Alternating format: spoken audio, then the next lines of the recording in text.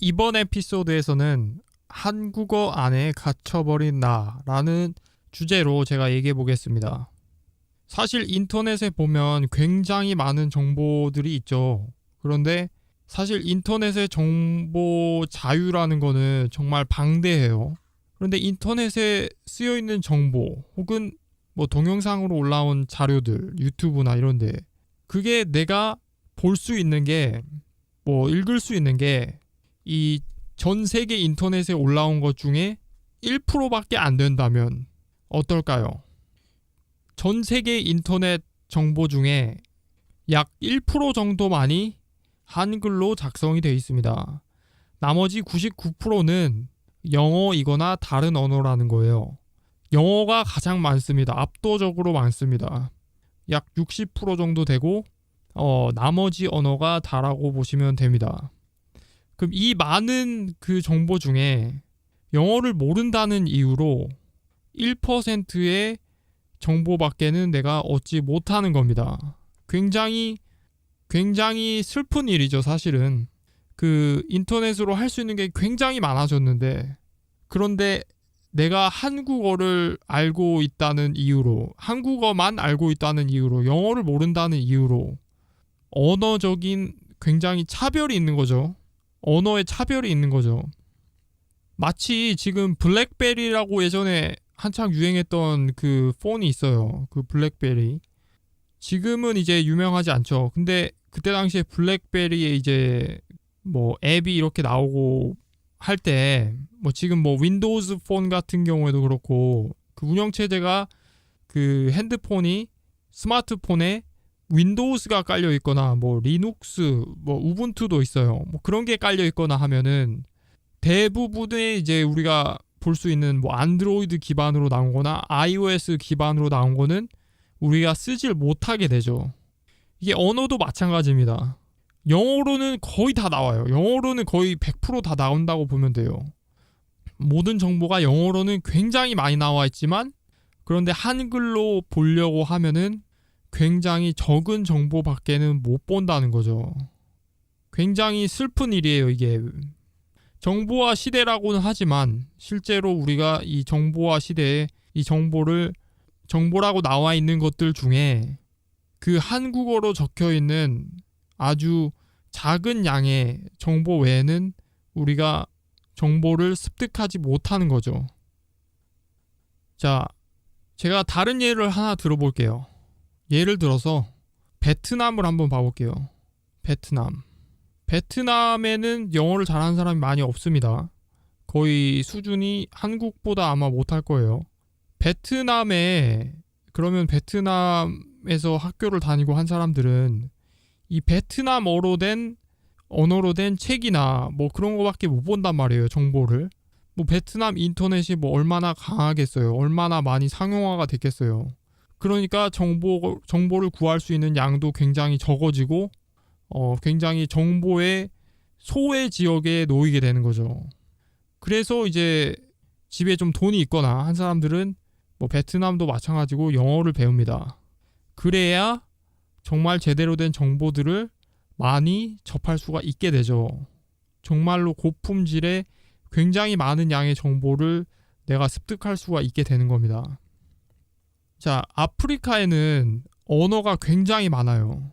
그러니까 좀 심할 때는 그러니까 각 도 단위 정도의 지역마다 언어가 완전히 틀려요. 그래서 아프리카 같은 경우에는 영어를 자기네 언어로 채택하는 경우가 많습니다. 아프리카 국가들 같은 경우에. 그래야 뭘 볼 수가 있어요. 뭐 핸드폰도 심지어 다 영어로 돼 있고 뭐 TV 매뉴얼도 다 영어로 돼 있고 이 나라 사람들 말로 번역이 된 게 나오질 않아요, 아예.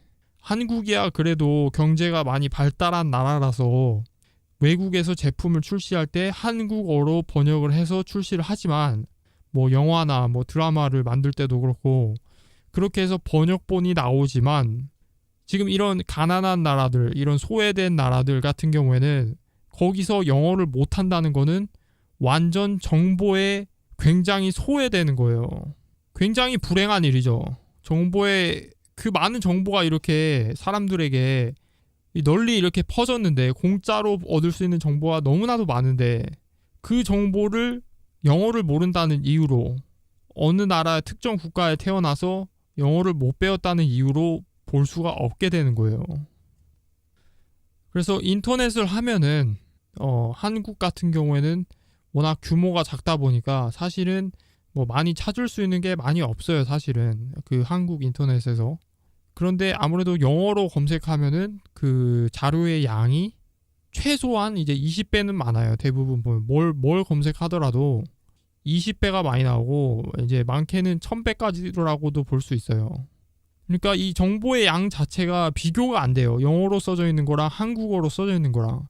왜냐하면 아프리카 사람들이 인터넷을 할 때도 영어를 쓰고 필리핀 사람들이 인터넷을 쓸 때도 영어로 쓰고 그리고 유럽 사람들이 인터넷을 할 때도 영어를 써요.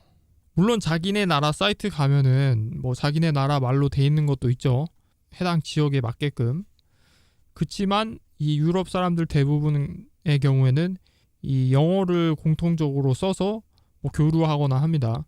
예를 들어서 이베이 같은 경우에는 그 유럽권 지역 안에서는 다 배송이 되게끔 해놨어요. 그래서 그 이베이에 올라온 상품 중에 내가 원하는 상품을 골라서 구매하려고 딱 보면은 만약에 내가 뭐 프랑스에 있다 그러면은 영국에 있는 물건을 살 수 있고 뭐 독일에 있다 그러면은 오스트리아에 있는 물건을 살 수가 있고 뭐 이렇게 다 배송이 다 되도록 돼 있어요. 그 유럽 국가 간에.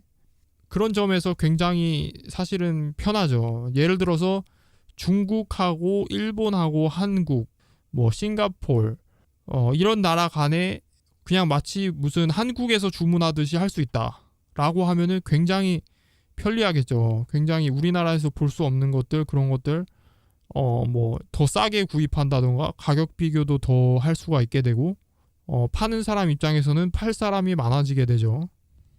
그런데 아무래도 이런 걸 이으려면 결국 언어가 필요해요. 언어. 결국에는 이게 영어가 될 수밖에 없어요. 사실은. 영어가 아무래도 많이 쓰이고 있고 컴퓨터 프로그래밍을 보세요. 다 영어로 돼 있습니다. 다 영어로. 그 컴퓨터 전문 서적들 다 영어로 이미 나와 있고 하기 때문에 그래서 어찌 보면은 약간 뭐랄까 씁쓸한 일이기도 해요. 사실. 왜냐하면 내가 영어권 국가에 태어나서 영어를 배웠다면 영어를 따로 배울 필요가 없는데 그리고 외국에 뭐 관광을 가더라도 웬만한 나라는 다 영어로는 웬만치면 다 되거든요. 근데 사실 그런 의미에서 보면은 제가 이제 캐나다 친구들이나 미국 사람들과 이제 대화를 해보면은 굉장히 좀 뭐랄까 부럽다고 해야 될까요? 혹은 질투심이 생긴다고 해야 될까요? 그럴 만한 게 그 사람들은 이렇게 영어를 배우지 않아도 돼요. 따로 언어를 배우지 않아도 자기네 나라 언어가 이 전 세계에서 쓰인다는 이유 하나만으로 굉장한 혜택을 받고 있는 거죠. 사실은 굉장한 혜택이에요. 그거 자체가. 뭐 어디 여행을 가더라도 여행 리뷰 사이트를 보잖아요. 영어로는 엄청나게 자세하게 많이 나와 있습니다. 쉽게 검색해가지고 쉽게 많이 찾을 수 있어요. 한글로 검색하잖아요. 많이 안 나옵니다.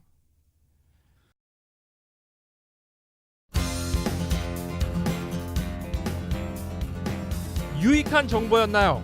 그럼 구독 버튼 꼭 눌러주세요. 앞으로도 프레시하고 유니크한 정보 계속 업데이트하도록 하겠습니다. 그리고 네이버 검색창 말고 주소창에 oncub.com oncub.com 무료 체험 기회 팍팍 드리고 있습니다. 최대 45분간 최대 3명의 강사분들과 100% 영어로 대화해 볼 수 있는 기회. 재미 삼아서라도 꼭 한번 해보시기 바랍니다. I hope you guys sign up for oncub.com. It's oncub.com. Bye.